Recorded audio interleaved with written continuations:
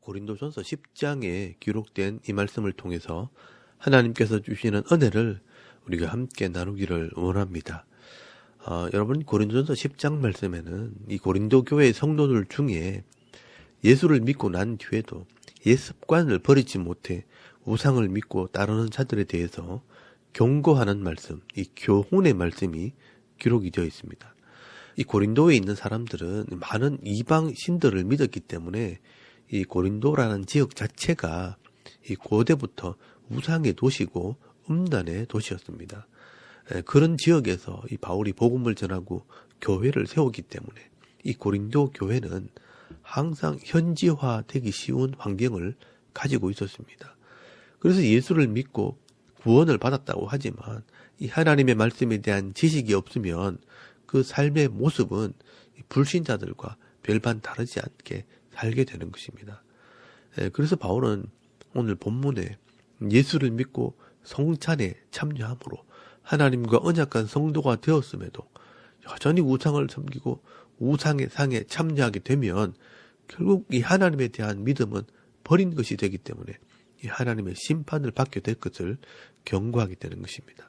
그래서 이 바울은 구약의 이스라엘 백성들이 하나님과 언약을 하고 이 광야에서 변화되지 못하고 불신앙으로 살아갈 때 심판을 받았다는 것을 상기시키면서 이렇게 믿음을 버리고 심판을 받은 이스라엘 백성들을 보면서 정신을 차리라고 말씀을 하고 있습니다.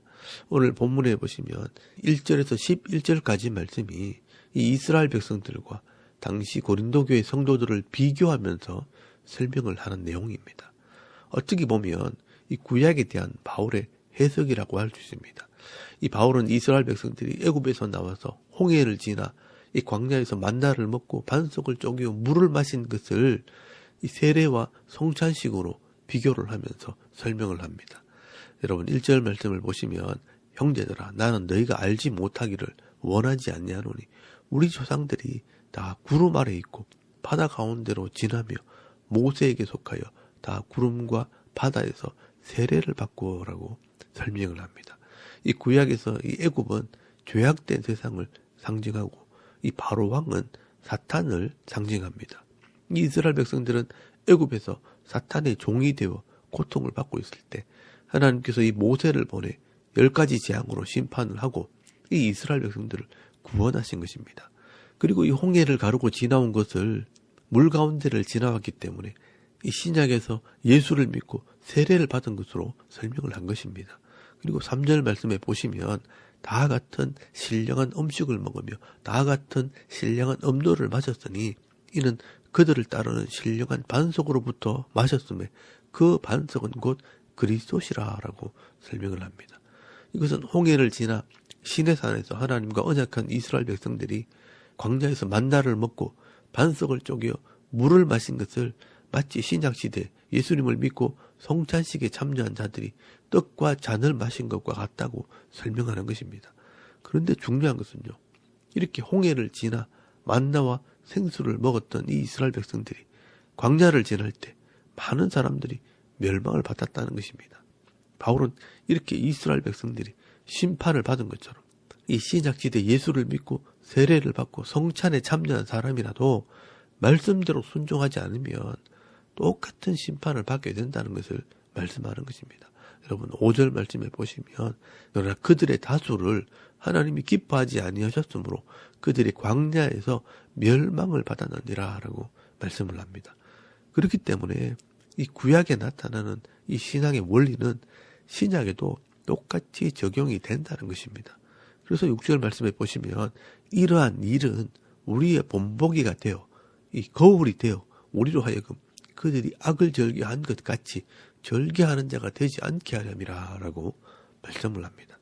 이 구약의 이스라엘 백성들이 하나님을 믿기로 언약을 하고도 이 삶 속에서 악을 절개하게 될 때 망했다면 우리가 예수를 믿고 세례를 받고 성찬에 참여하는 성도라도 악을 절개하고 죄를 짓기를 두려워하지 않는다면 똑같이 망하게 된다는 것입니다. 그래서 이 바울은요 7절 말씀부터 경고를 합니다. 너희는 이스라엘 백성들처럼 우상 숭배하는 자가 되지 말라라고 말씀을 합니다. 그리고 이 기억 니언에 보면 이 출애굽기 32장에 이스라엘 백성들이 금송아지를 만들어 우상을 하나님이라고 섬기다가 3,000명이 죽게 되는 사건을 언급하면서 우리는 우상 숭배하지 말라라고 경고를 합니다. 그리고 8절 말씀에는요, 이 광야에서 바알보올 우상을 섬기면서 어맹을 하다가 23,000명이 죽은 사건을 언급하면서 우리는 그들과 같이 어맹하지 말자라고 말씀을 합니다. 그리고 9절 말씀에는요, 하나님을 원망하다가 이 불밤에 물려 죽은 이 사건을 언급하면서 우리는 그들과 같이 시험하지 말자라고 경고를 합니다. 그리고 이 10절 말씀에도 이 이스라엘 백성들이 먹을 양식이 없고 물이 없어서 하나님을 원망하다가 망한 것처럼 너희들은 원망하지 말라라고 말씀을 합니다. 그래서 이 바울은요, 지금도 우리가 말로는 하나님을 믿는다고 하면서 실제 삶 속에서는 하나님을 원망하고 믿지 못하고 우상을 섬기고 이 세상을 따라가다가는 똑같이 망하게 된다는 것을 말씀하는 것입니다. 여러분 11절 말씀에 보시면 그들에게 일어난 이런 일은 본보기가 되고 또한 말자를 만난 우리를 깨우치기 위하여 기록되었느니라 라고 말씀을 합니다. 여러분 이 성경의 역사는요, 지금 우리 인생의 영적인 모습을 비춰보는 영적인 거울이 된다는 것입니다. 그래서 이 구약의 이 영적인 거울을 보면서 늘 깨어 있어라, 경고를 받고 교훈을 받으라 라고 말씀하는 것입니다. 무슨 경고를 받아야 하느냐? 우리도 이 말씀을 제대로 배우지 않으면 실족할 수 있고 넘어질 수 있고 유혹에 빠질 수밖에 없는 연약한 존재라는 것을 늘 기억하라는 것입니다. 그러므로 우리가 이 주님 나라 갈 때까지는요, 늘 겸손하게 자신을 돌아보아야 합니다. 선줄로 생각하는 자는 넘어질까 조심해야 하는 것입니다. 여러분 12절 말씀에 보시면 그런즉 선줄로 생각하는 자는 넘어질까 조심하라. 여러분 이 말씀은요, 우리 모두에게 주시는 말씀입니다. 신앙에는 완전함이란 없습니다. 이만 하면 됐다, 이 정도 하면 됐지라는 것이 없습니다. 마지막이 하나님 나라에 갈 때까지 늘 겸손해야 합니다. 교회를 아무리 오래 다닌 사람도, 목사라도, 장로나 권사가 되어도, 집사가 되어도 항상 넘어질까 조심해야 하는 것입니다. 그러므로 저를 비롯해서 교회에 오래 다닌 성도일수록, 직분을 받은 사람일수록 더 낮은 자리에서 더 겸손한 모습으로 이 교회를 섬기고 성도를 섬기는 그런 믿음 있는 성도들이 다 되실 수 있기를 바랍니다. 그리고 또 한 가지, 우리 인생 중에 아무리 힘들고 어려운 문제가 생겨도 절대로 하나님을 원망하거나 시험하지 말라고 말씀을 합니다. 우리 인생이 악하고 또 우리의 믿음이 부족하기 때문에 이 땅에서는 항상 문제가 생기게 되어 있습니다. 악한 사람들 때문에 문제가 생기기도 하고 내가 부족해서 문제를 만들기도 합니다. 그러나 중요한 것은 인생에 생기는 이 문제들 때문에 이 성도들이 절대로 망하지 않는다는 것을 기억하라는 것입니다. 반대로 하나님께서는요, 절대로 이 성도들을 망하게 하려고 문제를 주시지 않습니다. 그래서 여러분 13절 말씀에 보시면 사람이 감당할 시험 밖에는 너희가 당한 것이 없나니 오직 하나님은 미쁘사 너희가 감당하지 못할 시험 당함을 허락하지 아니하시고 시험 당할 즈음에 또한 피할 길을 내사 너희로 능히 감당하게 하시느니라 라고 말씀을 합니다. 우리 인생 가운데 늘 문제가 있고 시험이 있지만 내가 감당하지 못할 시험은 하나님이 허락하지 않는다는 믿음을 가지라는 것입니다. 누구나 다 인생에는 문제가 있습니다. 어른은 어른대로, 아이들은 아이대로 문제가 없는 인생은 없습니다. 그러나 그런 문제를 만났을 때 그 문제를 보는 시각이 중요한 것입니다. 하나님께서는 우리의 실력을 아시기 때문에 절대로 어려운 문제를 주시지 않는다는 것입니다.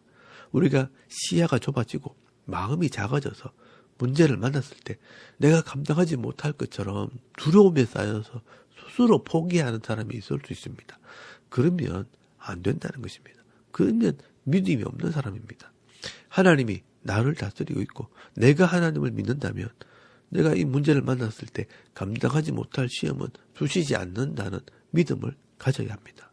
만약에 내가 감당하지 못할 것 같으면 하나님께서 피할 길을 주실 것입니다.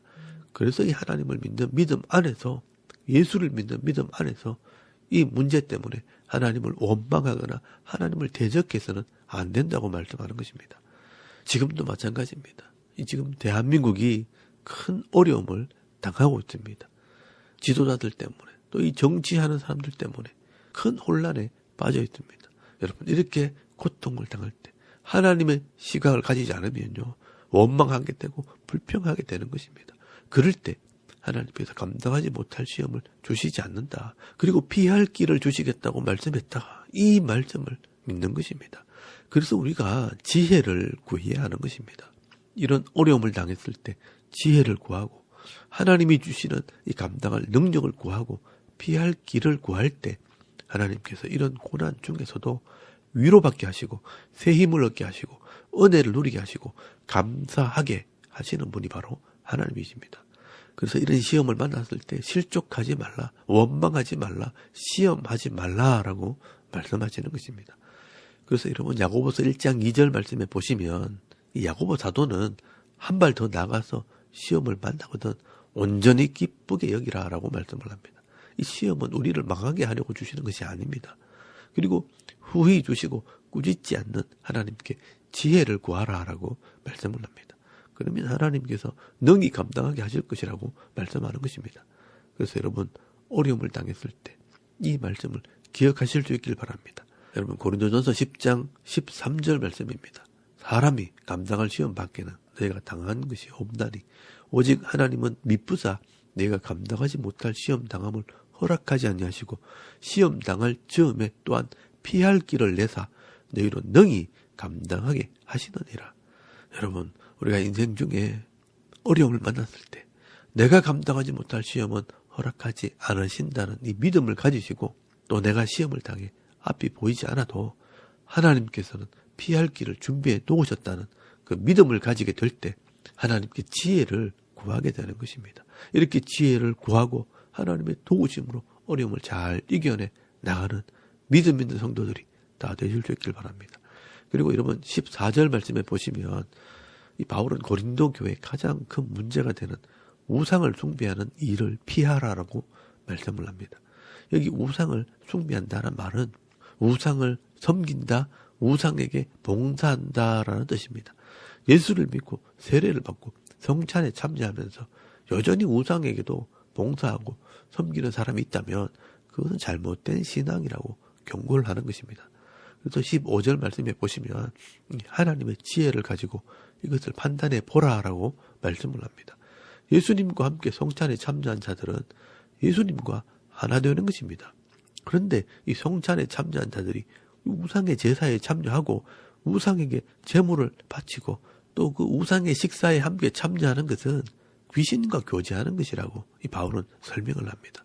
사실은요, 이 우상은 아무것도 아니지만 그 우상 뒤에는 영적인 존재가 있는데 그 영적인 존재가 바로 마귀고 귀신들입니다. 결국 우상을 믿고 그 우상에게 제물을 바치는 것은 이 귀신과 교제하는 것과 같은 것입니다. 그래서 21절 말씀에 보시면 내가 주의 잔과 귀신의 잔을 겸하여 마시지 못하고 주의 식탁과 귀신의 식탁에 겸하여 참여하지 못하리라. 그러면 우리가 주를 노여워하게 하시게 하겠느냐, 우리가 주보다 강하냐라고 책망을 합니다. 그래서 우리가 분명히 알아야 할 것은 우리가 하나님 외에 어떤 피조물도 섬기면 안 되고 또 우상이나 귀신들에게 제물을 바치거나 절하면 안 된다는 것입니다. 왜냐하면 우리는 하나님의 형상대로 지음을 받은 존재들이기 때문에 우리가 절을 하면요, 하나님의 형상이 절을 하는 것이 되기 때문에 하나님께서는 싫어하시는 것입니다. 그러므로 우리가 우상을 없애고 망하게 할 수는 없지만 이 우상을 섬기거나 예배해서는 안 된다는 것을 알아야 합니다. 그런데 이 우상의 제물이나 이 우상의 음식은 또 다른 문제입니다. 우리가 우상을 섬기는 문화 속에서 벗어날 수 없기 때문에 제사 음식이나 우상에 드려진 이 음식을 먹게 될 경우가 있다는 것입니다. 그럴 때는 나를 위해서 먹지 말고 다른 사람들의 신앙을 염두에 두고 먹든지 안 먹든지 판단을 하라고 말씀을 합니다. 이것은 삶의 지혜라는 것입니다. 우상을 섬기는 것은 믿음의 문제지만 이 우상의 음식은 지혜의 문제라는 것을 알아야 합니다. 그래서 이 바울이요 24절 말씀에 보시면 누구든지 자기 유익을 구하지 말고 남의 유익을 구하라라고 말씀을 합니다. 그리고 25절 말씀에 시장에 파는 것을 자기 혼자 먹을 때는 그냥 양심을 위해 묻지 말고 먹으라는 것입니다. 그 음식 자체는 아무런 문제가 되지 않습니다. 그런데 27절 말씀에 보시면 이 믿지 않는 자들이, 이 불신자들이 초청을 해서 음식을 먹게 되었는데 그 음식이 우상에게 들어진 음식인지 아닌지 모를 때는 그냥 묻지 말고 먹으라는 것입니다. 그런데 28절 말씀에 누가 너희에게 이것이 제물이라 말하거든 알게 한 자와 그 양심을 위하여 먹지 말라라고 말씀을 합니다. 혹시나 이 음식은 우상의 제물인데 네가 먹나 안 먹나 지켜보고 있다면 그 사람을 위해서 먹지 말라는 것입니다. 본인을 위해서는 먹든지 안 먹든지 아무런 관계가 없지만 나를 지켜보는 이 다른 사람들이 시험에 들 것 같으면 그 사람을 위해서 자제하고 먹지 말라고 말씀하는 것입니다. 결국 우리의 신앙은 나를 위해서도 잘 해야 되겠지만 이 불신자들이나 안 믿는 사람들에게도 본이 되어야 한다는 것을 말씀하는 것입니다. 그래서 31절 말씀에 유명한 말씀을 하게 됩니다. 그런즉 너희가 먹든지 마시든지 무엇을 하든지 다 하나님의 영광을 위하여 하라라고 말씀하는 것입니다. 그리고 33절 말씀에도 나와 같이 모든 일에 모든 사람을 기쁘게 하여 자신의 유익을 구하지 아니하고 많은 사람의 유익을 구하여 그들로 구원을 받게 하라라고 말씀을 합니다.